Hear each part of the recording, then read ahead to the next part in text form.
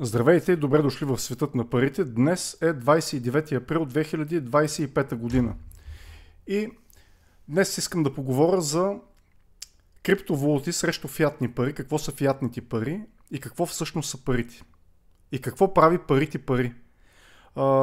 Всеки един от нас отдава времето си и труда, за да получи възнаграждение. Това са обикновено ини хартийки, вече дори не са и хартийки, ини дигитални цифри, които ние ползваме в ежедневието, и това е същността на нашето съществуване. Без тях ние не може да живеем, не може да платим всичко материално, което ползваме. Но колко от нас си дават сметка какво всъщност са парите? Нали? Ако се замислите, и аз съм сигурен, че хората, които се замислят са малко, едва ли знаят какво са парите. Казани са някъде в училище или някъде, че това са средство за разплащане. Ако питате различните поколения, вече ще ви кажат различни неща за тях. Някои ще кажат, че са покрити с злато, други ще кажат, че част от тях са покрити с злато, трети ще кажат, че банките имат пари в резерва и така създават пари. Общо взето тези неща не са вярни. Някои от тях са били вярни продължения на години, но вече от доста години не е така. Така, първо ще прочета първата част на статията с характеристиките и след това, като допрочитам втората част на статията, там ще правя лек коментар. Тази статия може да я намерите в линка под видеото, т.е. под видеото в описанието ще има линк, който ще ви отведе към тази статия. Там може да се абонирате, ако искате, разбира се, напълно безплатно, за да прочетете други такива подобни и когато публикувам нещо, да го получавате директно на имейл, напълно безплатно. Така, криптовалути срещу фиатни пари. Какво всъщност са парите? Парите не са просто средство за размяна, те са гръбнака на всяка икономика. Средството за разплащане, което използваме ежедневно. Нещо, за което всеки от нас си дава най-ценното – времето. През вековете формата на пари са се променяли. От злато и сол до хартиени банкноти и електронни плащания. В последното десетилетие обаче се появи нов играч – криптовалутите. Сравнявайки ги с традиционните фиатни пари, като лева, евро, долари, можем да използваме 5 основни характеристики, които определят добрите пари. 5 характеристики на парите. 1. Приемливост. Парите трябва да бъдат широко приети като средство за размяна от всички участници в икономиката. Хората трябва да имат доверие, че ще могат да обменят парите за стоки и услуги. 2. Разменяемост. Функция на средство за размяна. Единица от парите трябва да бъде взаимно заменена. Например, една банкнота от 10 лева трябва да има същата стойност като друга банкнота от 10 лева. Това означава, че парите трябва да са еднородни. 3. Делимост. Парите трябва да могат да се разделят на по-малки единици, без да губят стойност. Например, 1 лев може да се раздели на 100 стотинки. 4. Устойчивост или трайност. Парите трябва да бъдат устойчиви във времето, да не се развалят и разрушават лесно. Те трябва да могат да преминават през многократни размени, без да губят функционалността си. 5.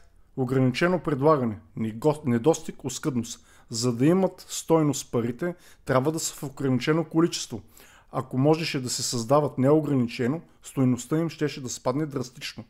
Така, това са 5 характеристики на парите, които ние като хора в продължение на хиляди години сме установили за важни. Какво означава фиатни пари? Или на английски fiat money, доста често може да срещнете. Това са парите, които всички използваме днес. Левове, евро, долари, лири и така нататък.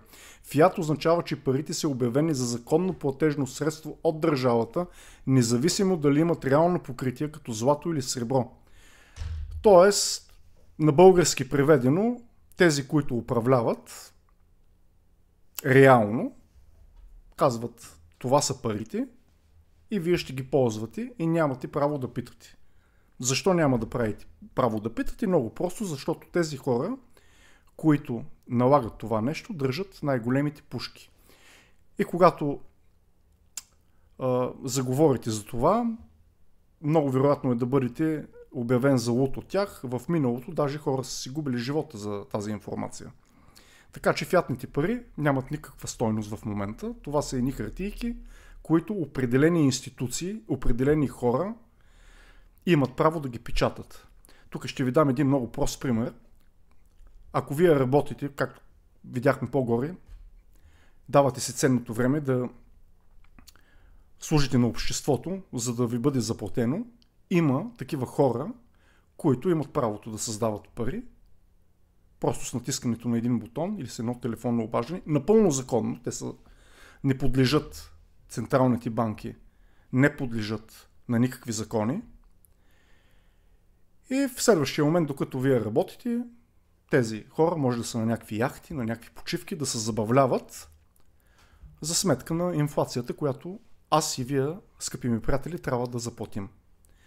Така, основни характеристики на фиатните пари. Ето тук може да видите една снимчица. Държавен контрол, имитират се от централните банки, без покритие. Нямат обезпечение с злато, сребро или друг актив. За хората, които смятат, че парите имат някакво покритие от някакви ценни метали, това не е така много отдавна. 2 лева гроздоберката преди 40 години, която съществуваше и на нея пишеше, че тя може да бъде дадена в банката и да се вземе злато като обезпечение, вече не е така.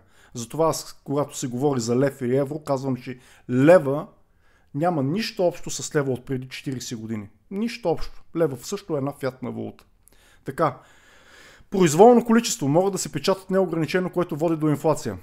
Основават се на доверие. Хората ги приемат, защото вярват, че ще могат да ги използват. Доверието е, пак което казах в началото, хората просто ги взимат, не си задават въпроса какво е това, в което ми плащат. Нали? Те казват, влизам в магазина, всичко е скъпо, всичко е пораснало. Не, нищо не е пораснало, вашите пари са се обезценили.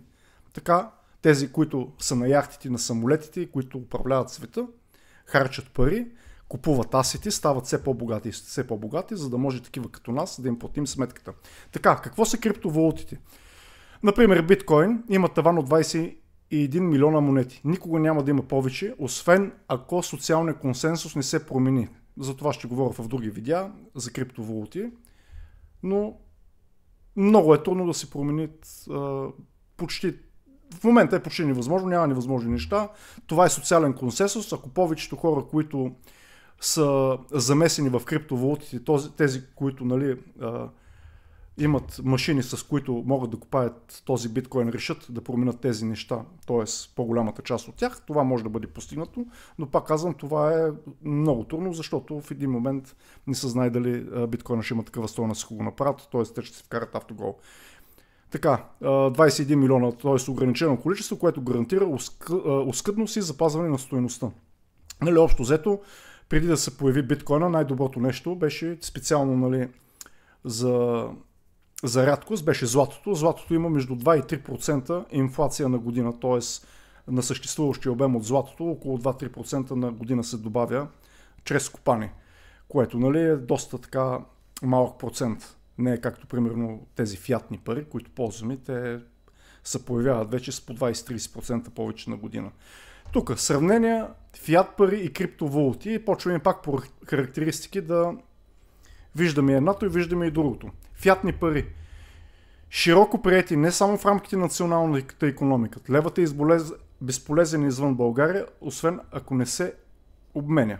Криптовалути. Глобално достъпни и приемани в хиляди онлайн физически магазини. Приемат си без нужда от банка или обменни бюра. Например, биткоин е приет в над 15 000 търговски обекта по света. Предимство. Криптовалути.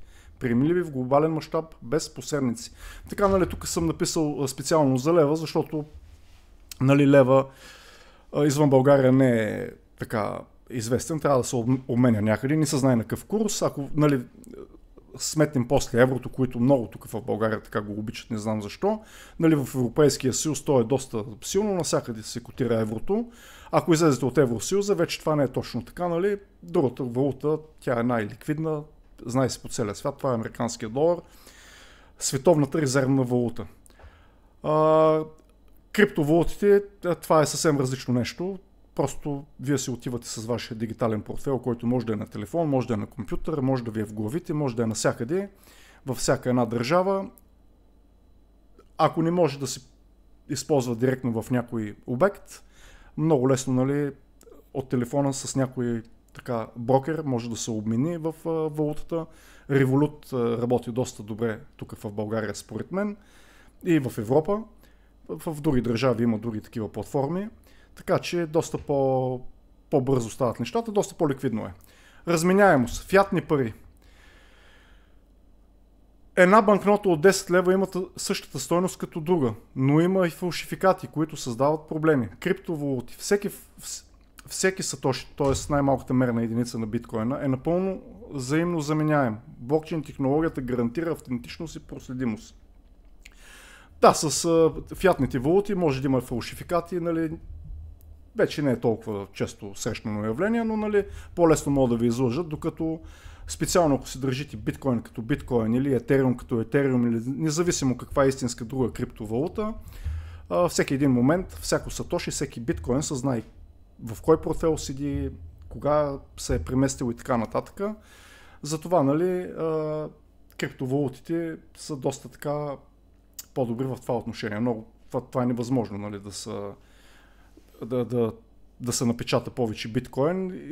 Имаше два случая през годините. Още в самото начало, аз не съм бил замесен 2010 година, когато има такъв inflation bug се казва и се напечатва там, забравих колко милиарда мисля биткоини, но връщат блокчейн, това се оправя. И 2018 година имаше такъв проблем, когато девелопера на друга криптовалута го намери и общо взето нали, нодовете апдейтнаха и това не беше позволено да се случи. Биткоина се гледа всеки един момент. Дори и да има някакъв проблем в кода, няма да бъде позволено това да се случи, защото вече има намесени доста сериозни капитали. Предимство криптовалути, технологично обезпечена еднаквост и сигурност. Нали? Тук пак криптовалутите печелят. Делимост, фиатни пари, делим, но до определено ниво. Например, една стотинка криптовалутите биткоин може да се раздели до 100 милиона сатошита, което го прави изключително делим и подходящ за микроплащания. Така. Тук бих казал, че общо взето няма така голямо предимство едното спрямо другото и фиатните пари нали, са делят. Тя една стотинка вече така или че нищо не струва. Не знам, и 1 лев не е нищо. Едно сатоши, то ще става с времето по-ценно, защото предполагаме, че биткоин ще му се повишава стойността в фиатни пари, просто поради причината, защото тия фиатни пари се печатат на процентна база вече с двойни числа проценти, докато биткоин примерно има намалена инфлация, т.е. все по-малко и все по-малко се печатат, докато в един момент няма да може да се печата повече. Устойчивост, фиатни пари. Физическите банкноти се провеждат, износват и губят стойност. Инфлацията допълнително разрушава покупателната сила. Криптовалути, дигитални, не износващи се, не засегнати от физически условия, защитени чрез криптография. Освен това, някои криптовалути имат фиксирано предлагане, което ги прави по-устойчиви срещу инфлация. Пак тук предимство за криптовалутите. Хартиените така пари по-лесно може да се повредят. Криптовалутите, те са съхранени на блокчейна, там имат и едни private key-ове. Тези вече не са, т.е. нали, ако сега в момента решите да създавате портфели, вие имате така едни фразички, едни думички, които трябва да си ги запишете, защото сегашните wallet, смарт wallet, private key нали, седи вътре, но те могат да тези си фрезови, нали, тези думички, може от тях да създавате много private key-ове на различни криптовалути. Ако си загубите тия думички и не ги запомните или ги загубите, вие също си губите криптовалутите, но до някъде да, по-голямо предимство, защото нали, вие можете да изберете примерно дали да ги запаметите тия думи, дали да ги напечатате, да кажем, да напишете на някакъв лист, който лесно от пожари от вода може така да бъде унищожен. Има такива метални пластини, на които се напечатват. Те са така доста устойчиви на пожари, също и на окисляване. Нали, криптовалутите тук имат леко предимство. Ограничено предлагане, тук няма смисъл какво да говоря. Фиатни пари, централните банки могат да печатат неограничено количество пари. Това води до инфлация, обезценяване и загуба на доверие. Криптовалути, например биткоин има таван от 21 милиона монети, никога няма да има повече. Никога в кавички го слагам. Това гарантира оскъдност и за пазване на стойността. Предимство криптовалути, вградена дефлационна структура, недостиг под дизайн. Точно, нали, както казах, че биткоин намалява с течение на времето. И така, в заключение, тук има една снимчица съм служил, може да видите. Така, в всички категории са според мен, по принцип, нали, криптовалутите имат предимство. В свят, в който доверието към централните банки намалява, а инфлацията изяжда спестяванията, криптовалутите предлагат алтернатива, базирана на прозрачност, математическа предвидимост и децентрализация, което е най-важното нещо. Те не зависят от политическа воля, не могат да се печатат произволно и могат да се използват от всеки навсякъде. В момента в света живеем в такива времена, несигурни, че това нещо може да го видим от всякъде. Банките печатат повече пари, виждате активите, цената им се повишава, виждате вече някои активи почват да се отделят, като криптовалутите и ценните метали, от другите активи, като акции и стоков пазар, просто защото, както обясних в по-предно видео,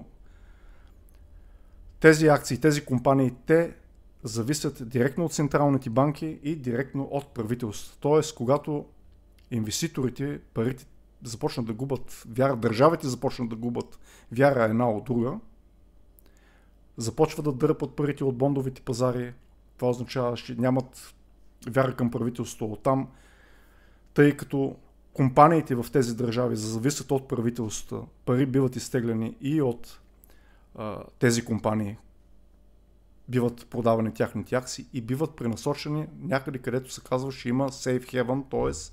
парите могат да бъдат заключени, стойността, покупателната им стойност може да бъде запазена. Това в миналото е било злато, антики, в момента към тях се прибавят и криптовалутите. Защо се прибавят криптовалутите? Точно поради тези 5 причини, които съм изборил тук. 5 характеристики на парите.